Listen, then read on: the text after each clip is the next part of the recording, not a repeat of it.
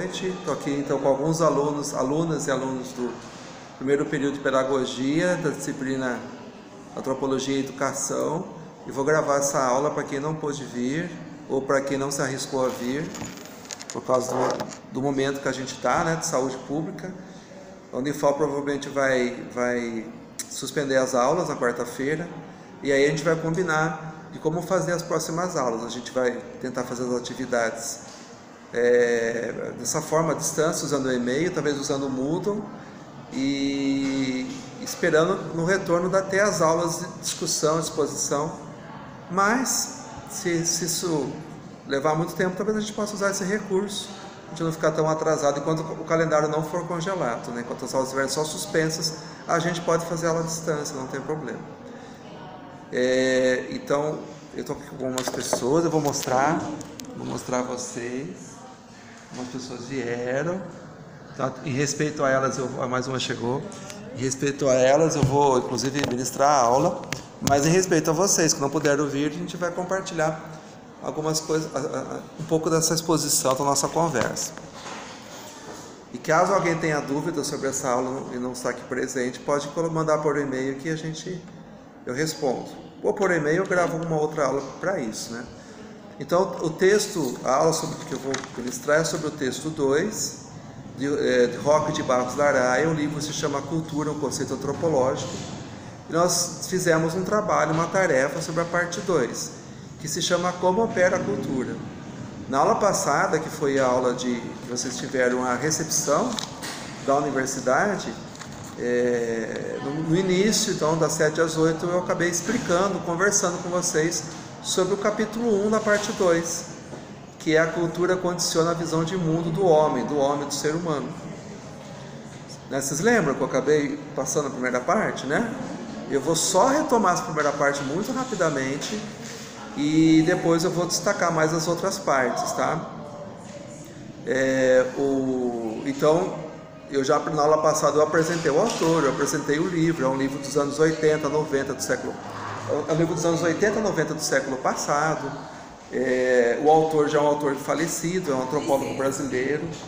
Peraí, você vai falar comigo? Não. Então eu falei com a minha chefia, ele já... Tá, eu vou continuar. Você fala pra ele que ele tá dispensado, tá? Porque não vai ter intérprete, tá bom? Tá jóia, fica à vontade.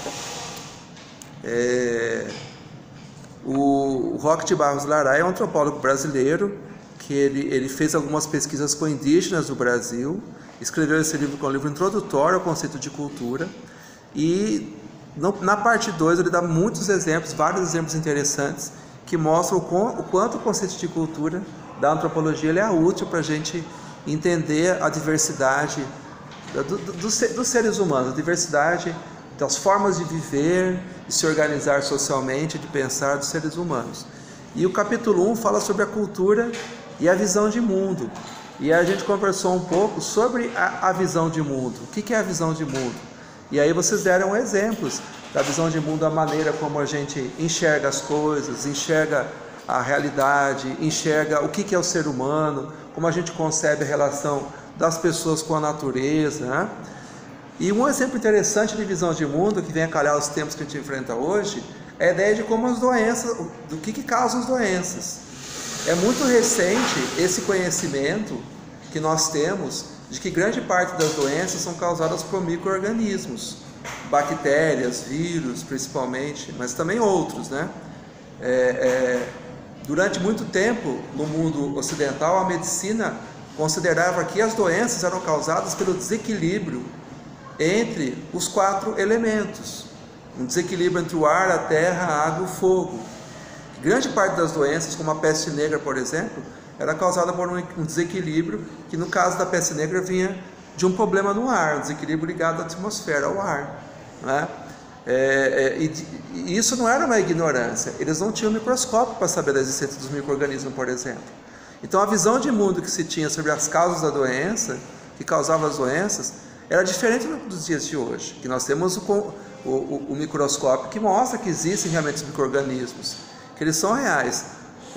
Tudo bem, gente? É um bom exemplo, né? Então, a gente consegue imaginar que no mundo à nossa volta e entre nós é povoado por seres que a gente não enxerga, micro-organismos, que pode se passar inclusive pelo toque de mão, por um espirro, por uma tosse, né, no caso do coronavírus, por exemplo, né, ou por uma picada de mosquito, como Zika, chikungunya, né. Não se tinha esse conhecimento até o século 17, 18, né, pensando no mundo europeu, no mundo ocidental. Isso é um exemplo de visão de mundo, né, importante. E para vários povos, inclusive citados no texto, como vários povos indígenas, as doenças são causadas por feitiçaria, por magia, ou por um espírito maléfico que adentra o corpo das pessoas, né? Tudo bem? Só para a gente ver um exemplo de visão de mundo que não está no texto, mas que exemplifica bem o que está acontecendo hoje em dia, né? E a gente viu no texto também sobre a maneira como o ser humano enxerga a floresta. Nós enxergamos a floresta, para nós é um amontoado de árvores. Para o indígena, a floresta ela é feita de árvores que são individuais, eles conseguem distinguir uma árvore da outra, um lugar do outro, não é? Então, se a cidade, as ruas são para as pessoas do mundo urbano familiares, para os indígenas, as árvores que estão na floresta ou na mata que ele vive também são familiares a ele. Ele consegue se localizar lá. Então, a visão de mundo tem a ver com a própria visão mesmo, né, de como a gente consegue se localizar e trafegar no mundo que a gente vive, no ambiente que a gente vive. Depois ele vai falar da visão de mundo do sentido daquilo que é visto como certo, errado, bom ou mal, feio ou bonito, que é o exemplo da homossexualidade, do homossexual, que para muitos povos, inclusive para nós, olha lá, o homossexual é desrespeitado, não aceito, perseguido, muitas vezes violentado, né? E isso está voltando a acontecer de novo. O texto até fala, né? Que de novo. Imagine. Que ontem dessa aula, mas vai passar. E vai estar lá. Eu tô te atrapalhando. Eu vou te. E vai sair. Tchau. E a visão de mundo, então, sobre a homossexualidade de muitos povos como a gente, é de que a homossexualidade é algo anormal, algo errado, algo maléfico, algo pecaminoso, vários termos ruins, né? E para os índios Cheyenne dos Estados Unidos, o homossexual é um ser que faz a ligação do nosso mundo com o mundo mágico. Então ele é um ser sagrado, extremamente respeitado, né? Um outro exemplo bacana que o texto dá é da Lícia, né? Que é a Lícia da Antiguidade, que é uma região da Grécia Antiga, em que era visto como normal as mulheres solteiras se prostituírem, as moças se prostituírem para conseguir um dinheiro para ter o dote, para casar. E no casamento era importante elas terem um dote. Seria melhor o casamento quanto maior fosse o dote delas. E não havia, ninguém considerava normal que elas se prostituíssem, nem o futuro esposo. Se importar. Então a prostituição, que para a gente é visto como algo ilícito, para elas não era ilícito, né? Depois outro exemplo interessante que ele dá das formas do riso. Todos os seres humanos riem em situações engraçadas, inclusive os primatas superiores riem, mas mesmo o riso ele é feito de formas diferentes conforme a cultura, né? Ele fala do riso do indígena, que ele se assustou com o riso do indígena, parecia um grito de guerra, né? E também aquilo que é considerado como engraçado muda de cultura para cultura. Os norte-americanos gostavam muito de filmes de um atirar coisa nos outros, né? Jogar torta, bolo na cara do outro, né? E a gente já gosta de piadas ou de humor mais erótico, por exemplo, né? Tudo bem? Então, o que é motivo de riso, a forma de rir, o que é motivo de riso, é também culturalmente determinado, né? Outra coisa, as técnicas de nascimento, que a gente acha que todas as pessoas nascem do mesmo jeito, não é verdade, né? Como que as mulheres nascem, as mulheres dão a luz na nossa sociedade? Deitadas, né? Com a barriga para cima. Mas tem povos que o parto é em pé, tem povos que é de cócoras, como os tupi, os indígenas tupi, e tem até o parto sentado, né? Em alguns lugares do Nordeste antigo, né? Do sertão do Nordeste, perdão, tinha as cadeiras de parto, né? E tem outros que a gente, né? Tem partos que não está no texto, a cesariana, parto sem dor, parto em piscina. Já viram falar do parto em piscina? Então existem muitas formas de dar à luz, que é uma coisa parece que é tão biológica, mas também é cultural. E a alimentação também, né? Aquilo que nós consideramos apetitoso, gostoso, apreciável, para um outro povo pode não ser, não é? Comer, por exemplo, a carne de rã, os franceses gostam, alguns gostam, outros não é? Eu fico lembrando também, por exemplo, na Tailândia, na Tailândia, alguém já comeu comida tailandesa?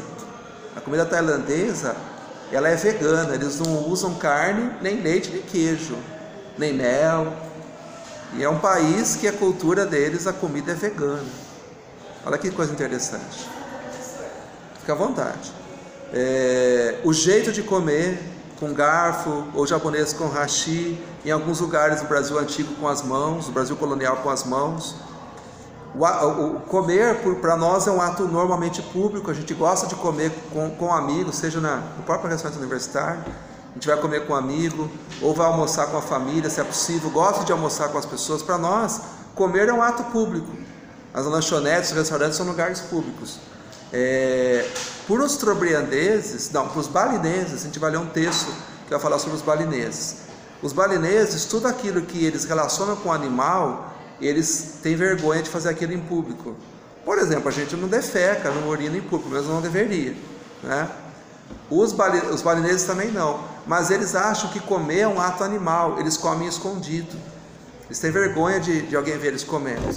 É uma coisa tão assim, né, desprezível, vergonhosa quanto defecar, urinar. E eu fiquei lembrando do exemplo da Roma Antiga. Na Roma Antiga tem alguns lugares que tem nas latrinas que elas estão em círculo. Então os romanos, acho que os senhores romanos, os homens, principalmente os homens, né, ricos, eles defecaram o ato que eles faziam, não em público, né, mas eles faziam em círculo, conversavam, era um lugar de reunião, não tinha problema, não é? Para a gente é uma coisa totalmente privada, né? Até a palavra privada tem a ver com isso. Outra coisa importante, o arroto, que alguns povos é costume você arrotar depois da refeição para mostrar satisfação.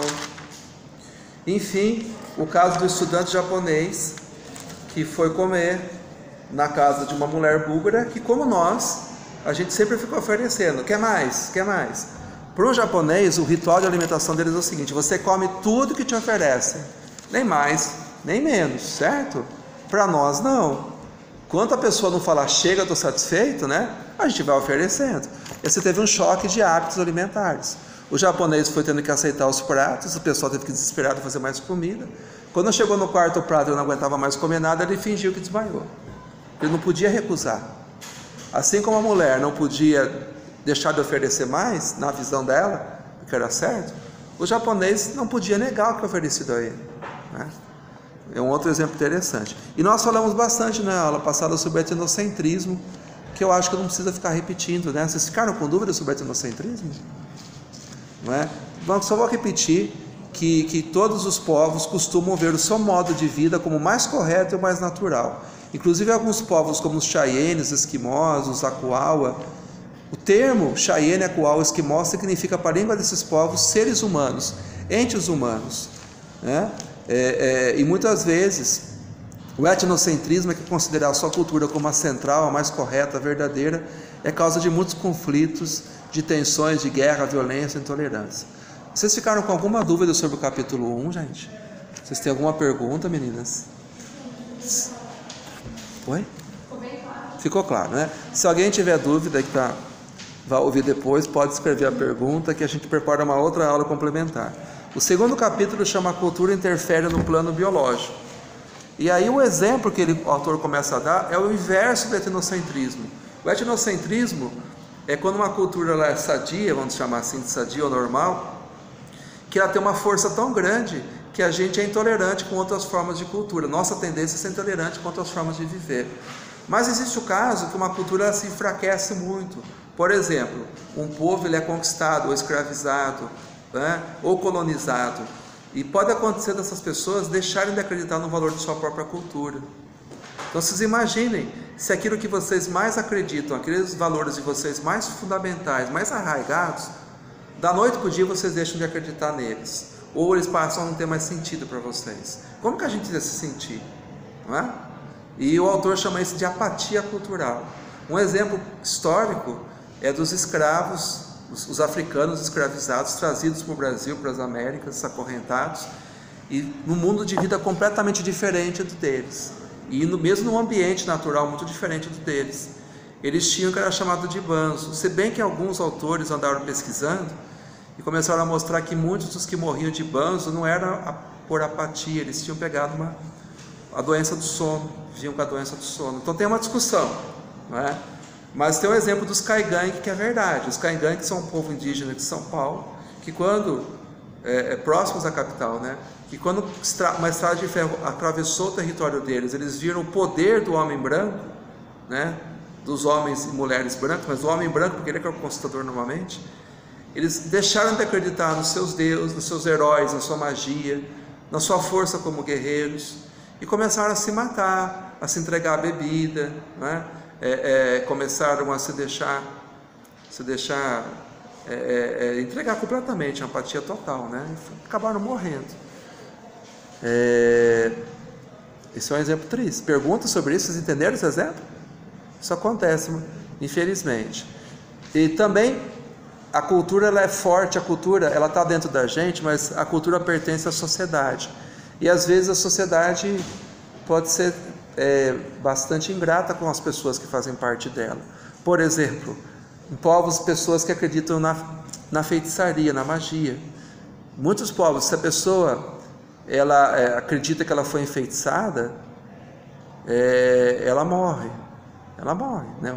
Um povo indígena citado aqui no texto, dos Kayapó, eles acreditam que se você vê um fantasma, você vai morrer. E as pessoas viam um fantasma, achavam que viam um fantasma. E tem um exemplo de um homem, ele viu o fantasma do meu pai, deitou na rede, em 2 dias ele morreu, né?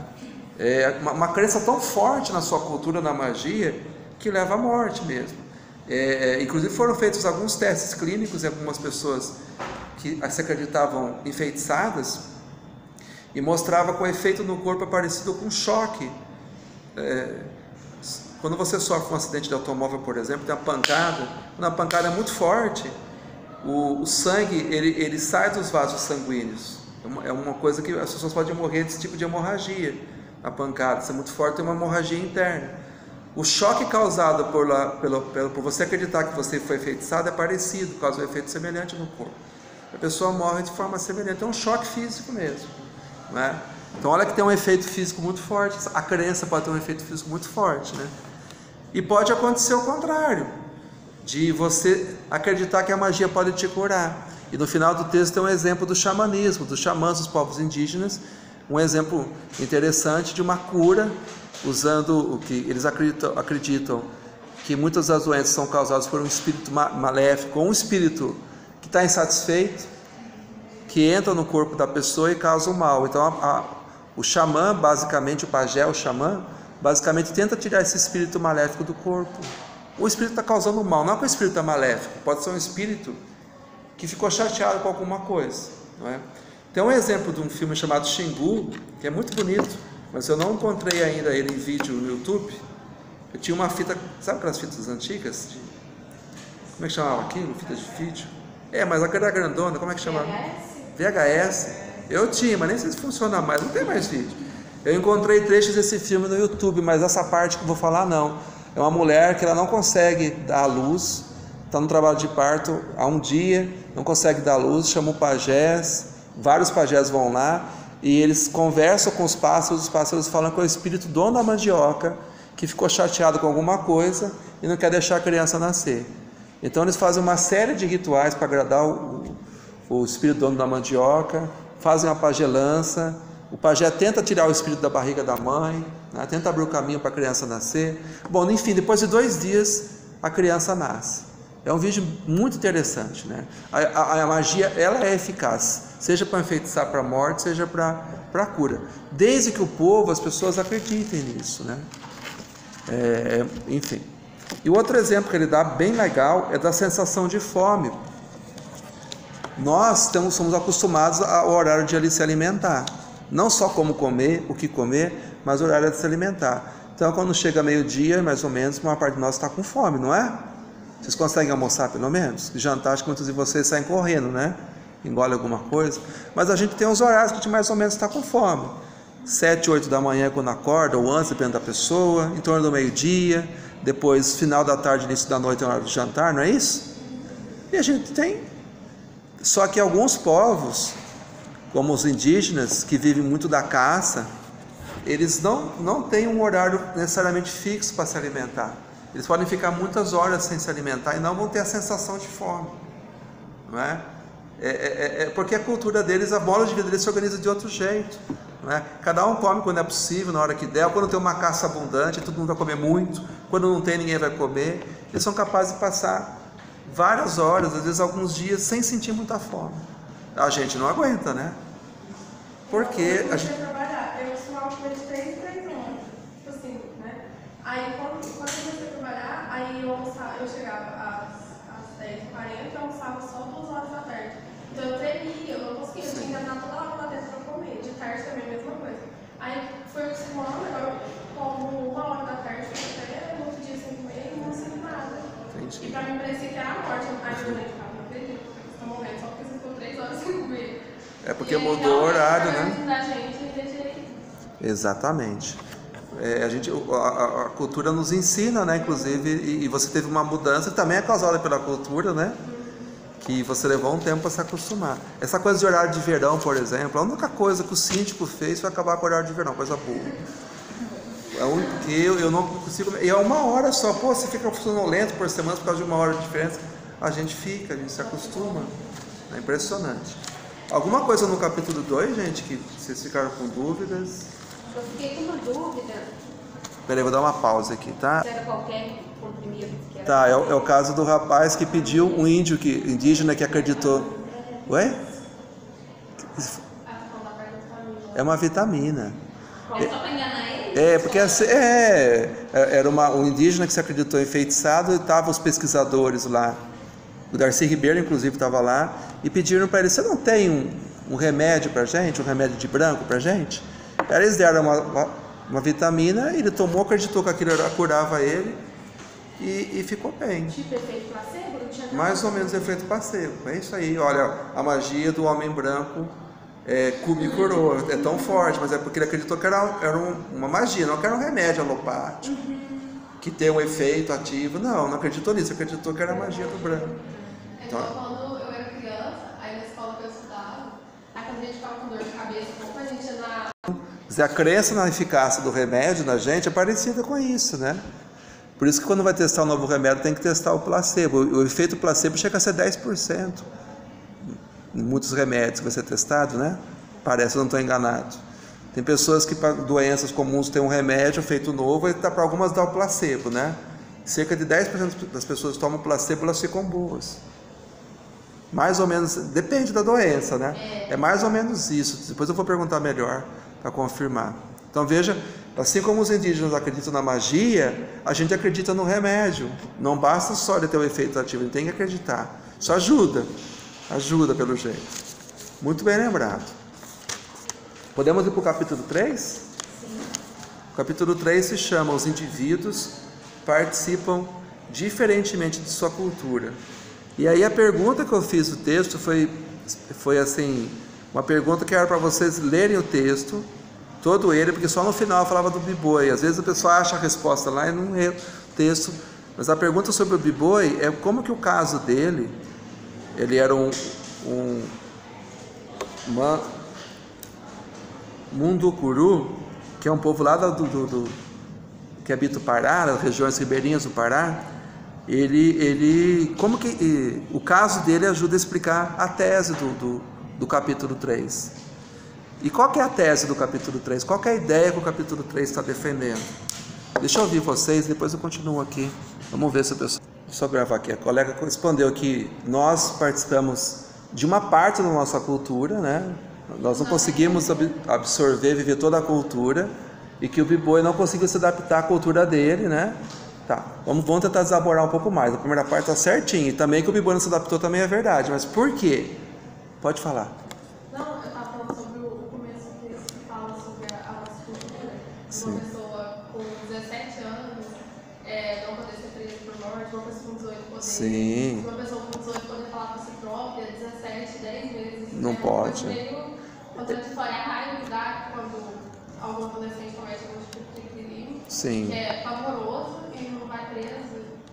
Porque é uma convenção social. Algumas coisas é convenção social. Aquilo que é considerado algo de criança, ou de adolescente ou de adulto, né?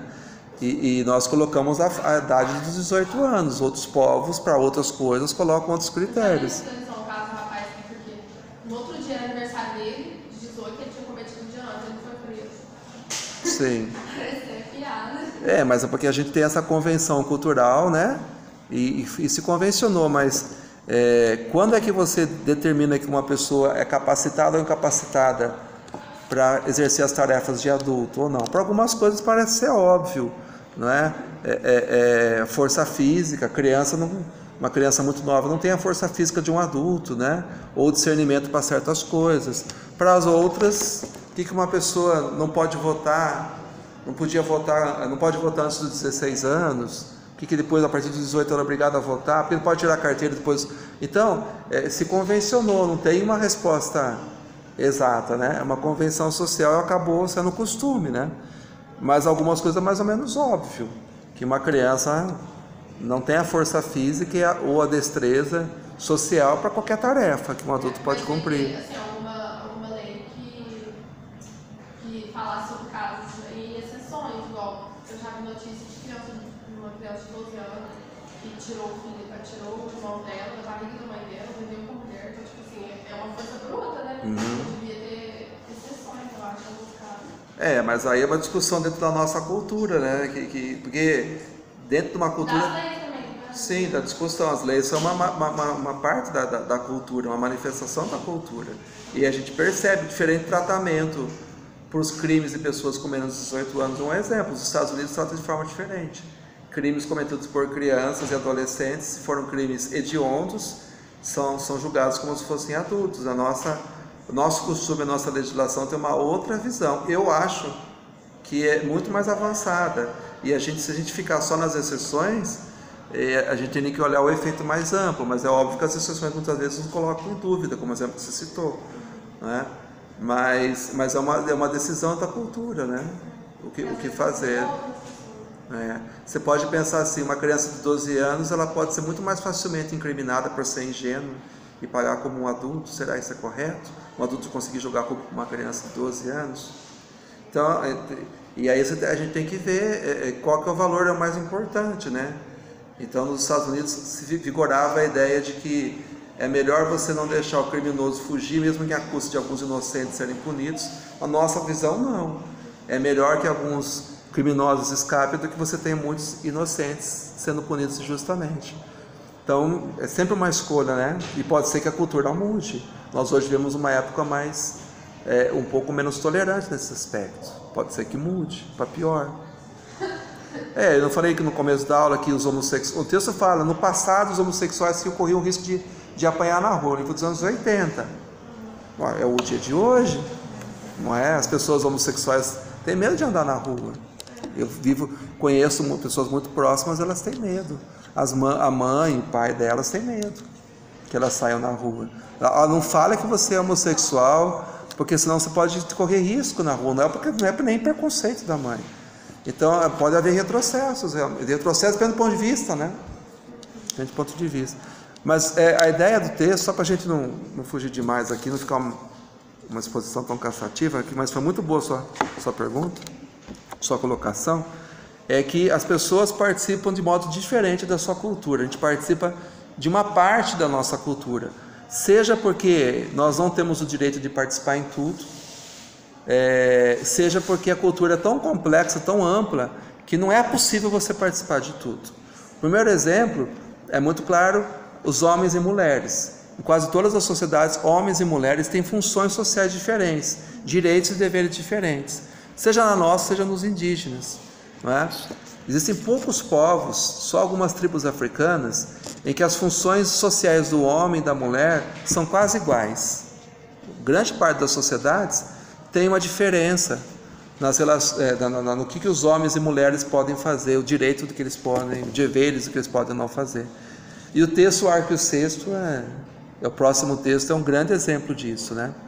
E um outro exemplo de participação diferente na cultura é a idade, né? Seja porque a pessoa não tem condições de assumir todas as funções, seja por convenção social, né? Porque ao mesmo tempo que olha só, um menino de 17 anos pode cometer um crime, pode cometer um delito e não ser punido como criminoso comum, não é? Ele vai ser punido de uma outra forma, mas ele não pode ser candidato. Então ele também não tem alguns direitos, ele não pode ser candidato, ele pode até votar, mas não pode ser candidato ainda, não é? Então a idade também, algumas coisas da idade são justificadas pela incapacidade do sujeito exercer a tarefa. Outros também é convenção social. Pode ser o poder do adulto sobre os mais jovens, uma forma dos adultos controlar os mais jovens, como o exemplo da eleição, por exemplo, né?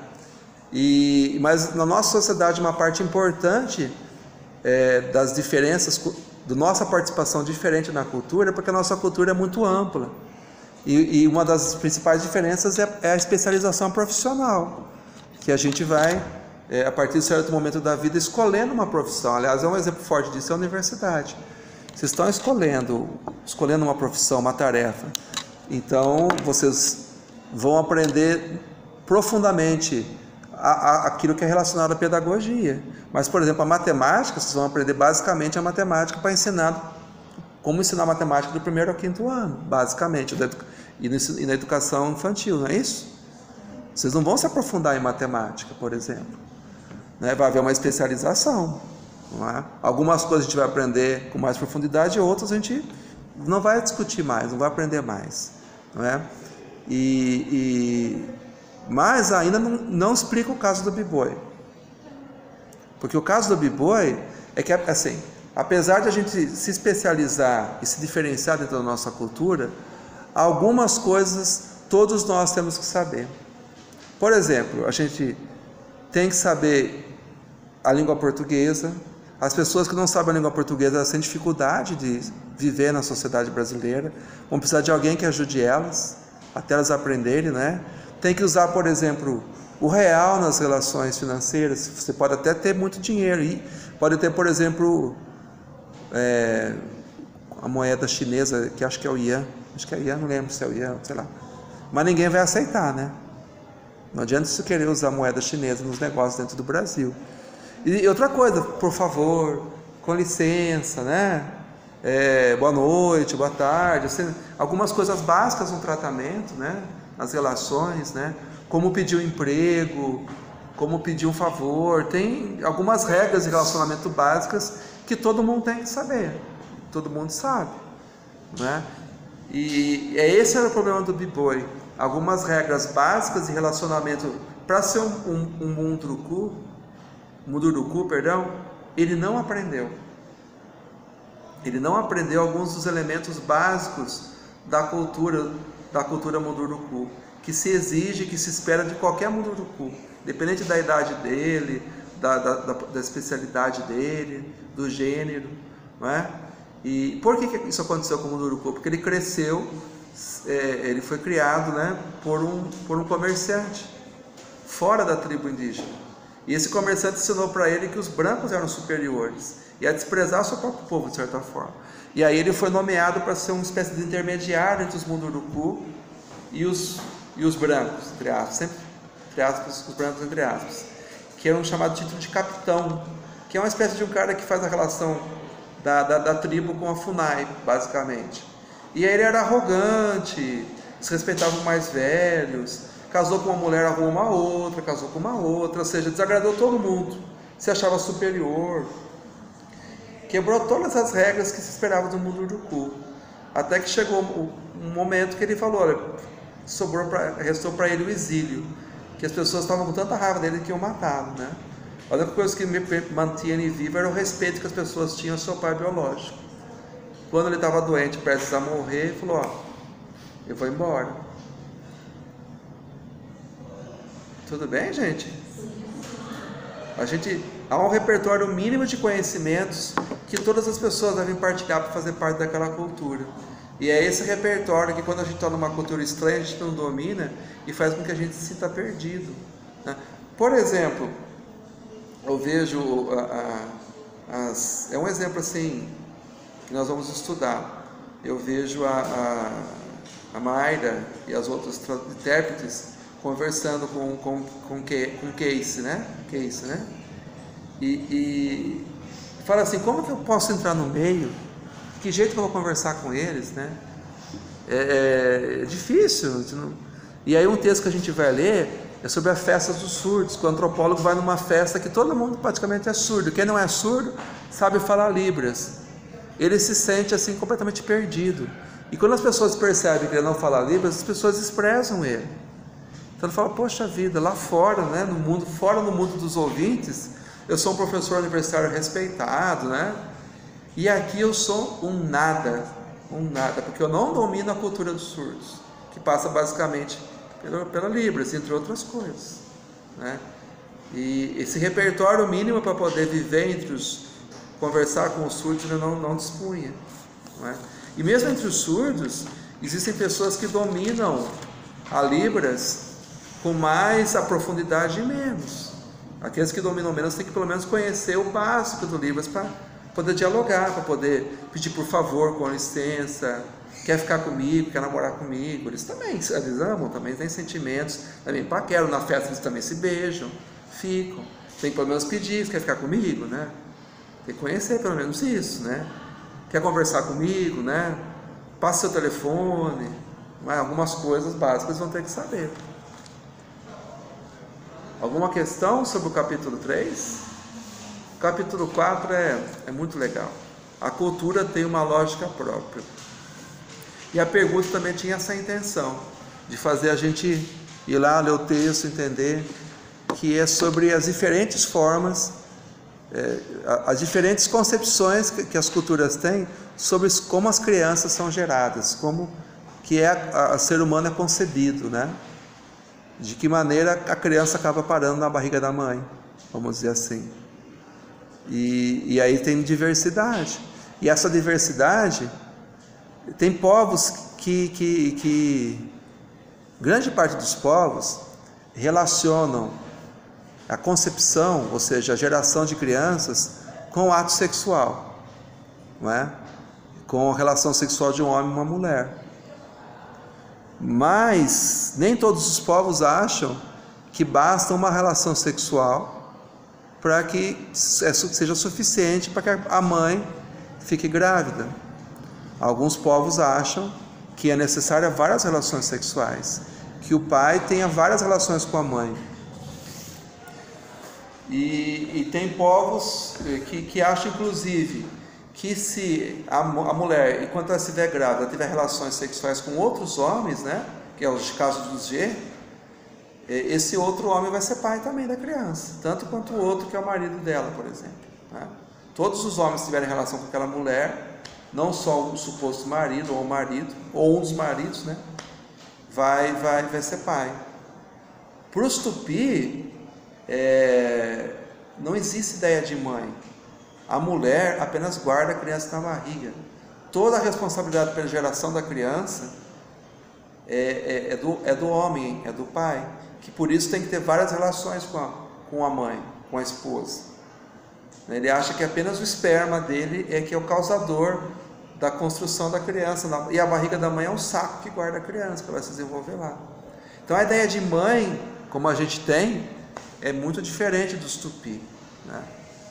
E tem um caso, que é um caso não muito comum, que é dos Tobriandeses, de um povo lá dos pescadores dos mares do sul, né? Lá da Nova Guiné, atualmente a Nova Guiné. E eles não estabelecem relação entre a geração da criança e a relação sexual. Eles não acreditam que a criança é gerada da relação sexual de um homem com uma mulher. É um caso assim um pouco diferente. Não sei se vocês entenderam o caso dos Tobriandeses. Eles acham que a mulher, ela recebe um espírito ancestral da família, e a família, o parentesco é todo contado apenas pelo lado da mãe, pelo lado feminino materno. Ela recebe um espírito ancestral, e aí ela engravida. Só que eles percebem que uma mulher virgem para nós não engravida. Eles falam na lógica que tem que abrir o caminho para o espírito entrar. Eles sempre têm uma explicação, mas eles não relacionam aquilo, né, o ato sexual com a mulher engravidar. E é uma coisa impressionante que eles não têm o termo pai entre eles. Não tem a ideia de pai entre eles. O que é para nós o pai, para eles a criança não chama o esposo da mãe dele de pai, chama de companheiro da mãe, não é? Companheiro da mãe.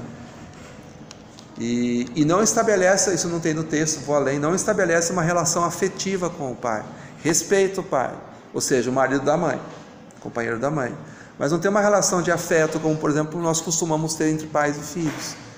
Ele vai estabelecer uma relação de afeto com a mãe, e a figura masculina que ele mais vai ter afeto é com o tio materno, com o irmão da mãe.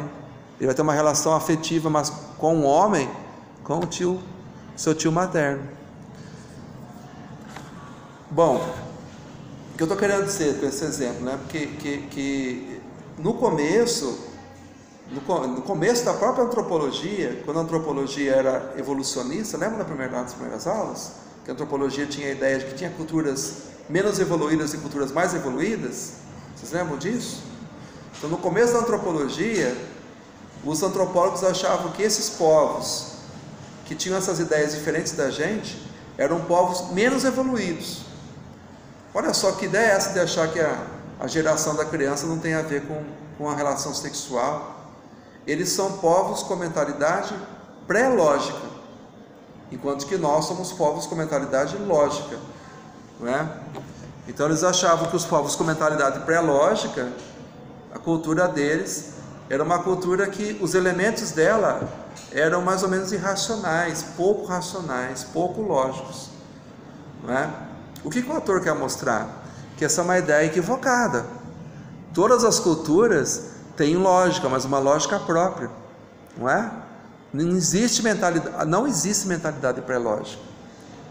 Todas as culturas, todas as pessoas, todos os seres humanos têm mentalidade lógica, só que todas as culturas funcionam a partir de princípios, de premissas diferentes. Tudo bem, gente? Então olha só, se entre os tobriandeses não existe necessidade do homem para a mulher ficar grávida, é muito lógico que não tenha a figura do pai, não é? Não é lógico isso? E é muito lógico também que não exista parentesco do lado paterno. Todos os parentes são só do lado materno. Tio, tia, primo, prima, só se conta do lado materno. Para se estabelecer com a gente, eles não teriam sobrenome do pai, nunca, só sobrenome da mãe. Dá para entender isso? Só conta o parentesco do lado materno. Isso é lógico, não é? Suas crianças só nascem da mãe. E entre os tupi, se não existe a ideia da mãe, não tem ideia da mãe. A mãe, ou seja, a mulher que dá a luz, vai ter uma relação afetiva com a criança, vai ter. Mas ela não é a mãe no sentido de que ela gerou a criança. Então imagine que essa mulher, ela foi casada com outro homem, teve um filho, um menino, com esse homem. Se separou dele, ou ele morreu, ela ficou viúva, ela se casou com outro homem e teve uma filha, certo? Para nós, esse menino e essa menina são o quê? Meio-irmãos. Meio-irmãos podem se casar entre nós? Não. Entre os tupi, o menino e a menina não são irmãos, porque os pais são diferentes, só conta do lado do pai o parentesco. Eles poderiam casar, inclusive. Não seria visto como incesto, porque eles não são parentes. Na visão dos tupis, eles não são parentes. Para nós, são, mas para eles não. Por quê? Porque não tem mãe. A mãe não gerou a criança, ela só guardou na barriga. O pai que é o responsável. Isso para eles é lógico, tem lógica. Para nós é diferente. A gente sabe por microscópio que tem espermatozoide que fecunda o óvulo, né? A gente aprendeu isso daí. Tudo bem, gente? Essa parte bem importante do texto. Se der tempo no final, como é que tá a hora, gente? Ah, tá bom, só para não ficar muito cansativo até para quem vai assistir. Se der tempo, eu vou falar um pouquinho também da magia da magia da religião e da ciência.